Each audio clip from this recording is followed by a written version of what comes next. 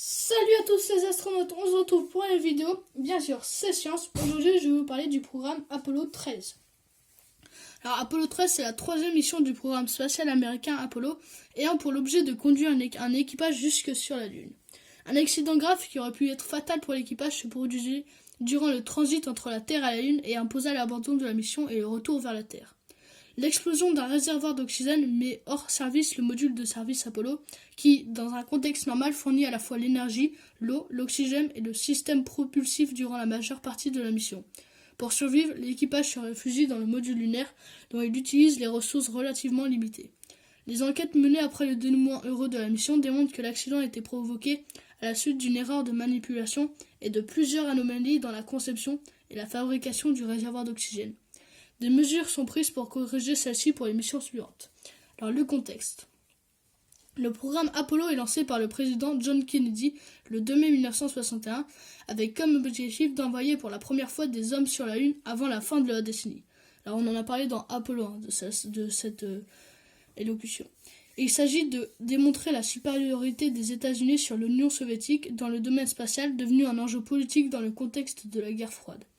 Le 20 juillet 1969, l'objectif fixé à l'agence spatiale américaine, la NASA, est atteint lorsque les astronautes de la mission Apollo 11 parviennent à se poser sur la Lune. La mission Apollo 12, qui lui succède 4 mois plus tard, confirme ce succès et valide la procédure permettant l'atterrissage de précision.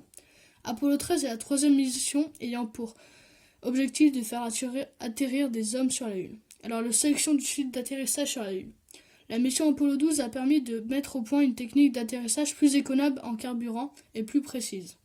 Le site d'atterrissage du module lunaire retenu par les géologues associés au programme spatial est situé au nord du cratère Fra Mauro, à 180 km à l'est du site d'atterrissage d'Apollo 12. Cette région de collines est recouverte par les éjectats et débris de l'impact géant qui a créé, quelques centaines de millions d'années avant la formation des planètes, la mer de pluie, située à l'est. L'analyse de ces roches présente un intérêt majeur car elles proviennent sans doute des profondeurs et donc de la croûte d'origine. À ce titre, elles constituent des reliques de matériaux qui sur Terre sont complètement disparus de la surface.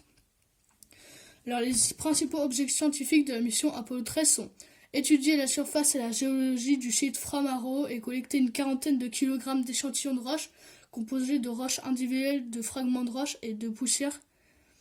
Déployer et mettre en marche l'ensemble instrumental qui doit contribuer à déterminer la structure interne de la Lune, la composition et la structure de sa surface. Poursuivre la mise au point des techniques de travail à la surface de la Lune. Réaliser des photographies des sites d'atterrissage potentiels. Et collecter des informations sur la structure interne de la Lune en faisant s'écraser sur un site précis à la surface de la Lune. Le troisième étage de la fusée Saturne V et en analysant les ondes sismiques mesurées par le sismomètre déposé par la mission Apollo 12. Alors, le déroulement prévisionnel de la mission Apollo 13. La mission Apollo 13 reprend le déroulement de la mission Apollo 12. L'ensemble formé par le module de commande et de service et le module lunaire est placé sur une orbite terrestre basse par une fusée Saturne V. Alors, l'équipage. L'équipage est constitué de Jim Lowell, c'est le commandant de la mission, Jack Shearder, c'est le pilote module de commande, et Fred Hess, c'est le pilote du module lunaire. Et Jack Swigert, il remplace une personne qui avait la rougeole. Alors, le vaisseau Apollo. Le module de commande Apollo est la partie dans laquelle les 3 astronautes séjournent durant la mission, sauf lorsque 2 d'entre eux descendent sur la Lune au moyen du module lunaire. Le module de service est un cylindre d'aluminium non pressurisé de 5 mètres de long et 3,9 mètres de diamètre pesant 24 tonnes. L'étage de descente du module lunaire qui pèse plus de 10 tonnes a la forme d'une boîte octogonale d'un diamètre de 4,12 mètres et d'une hauteur de 1,65 mètres. L'étage de remontée du module lunaire pèse environ 4,5 tonnes. Sa forme complexe qui résulte d'une optimisation de l'espace occupé lui donne l'allure d'une tête d'insecte. Le déroulement de la mission. Le lancement. La fusée Saturne V qui emporte la mission Apollo 13 décolle le 11 avril 1970. Le lanceur utilisé par la mission précédente Apollo 12 avait été frappé à 2 reprises par un éclair au cours du décollage, occasionnant un arrêt momentané de plusieurs systèmes clés du vaisseau spatial. Le déclenchement du phénomène était dû à la création d'un sillage de particules ionisées par le lanceur, mettant en relation via la colonne de gaz conductrice formée, le sol et la couche basse des nuages caractérisés par des potentiels différents. Pour mesurer les perturbations du champ électrique créées par le lanceur au niveau du sol, plusieurs capteurs ont été répartis sur le site de lancement pour la mission Apollo 13 et recueillent des informations exploitables. Alors, l'exploitation du réservoir d'oxygène. Les astronautes ignorent mais un court-circuit produit par le câble d'alimentation en partie dénudé du ventilateur à l'intérieur du réservoir d'oxygène NO2 a déclenché la combustion de la couche d'isolant entourant le câblage électrique portant la température à plus de 500 degrés. La pression résultante a fait exploser le réservoir. Le bruit provoqué fait immédiatement réagir les astronautes. C'est à ce moment que Sigwert prononce ces mots devenus célèbres. « Houston, on a un problème. Houston, on a un problème. » Durant les premières minutes, l'équipage ne perçoit pas la gravité de la situation. Il se consacre à un problème apparemment plus important. L'ordinateur a redémarré et les valves de certains des petits propulseurs du système de contrôle d'altitude se sont fermées. Toutefois, au centre de contrôle de Houston, le responsable des systèmes électriques du vaisseau, Cillian Borg, constate avec son équipe d'autres anomalies bien plus graves. L'antenne grand gain fixée sur le module de service a cessé de fonctionner et les communications passent désormais par l'antenne faible gain, omnidirectionnelle. D'autre part, des dizaines d'indicateurs indiquent que divers équipements du vaisseau spatial ne fonctionnent plus normalement. Selon eux, les piles à combustible No 1 et 3 sont dépressurisées et ne fournissent plus de courant. Seule la pile à combustible NO2 en fournit encore. La pression dans le réservoir d'oxygène numéro 2 semble nulle, tandis que celle du réservoir numéro 1 chute rapidement. Le vaisseau a complètement perdu un des deux circuits de distribution électrique et tous les équipements qui s'y rattachent. Le souffle de l'explosion a éjecté le panneau extérieur du module de service et partiellement coupé une conduite de réservoir d'oxygène NO1.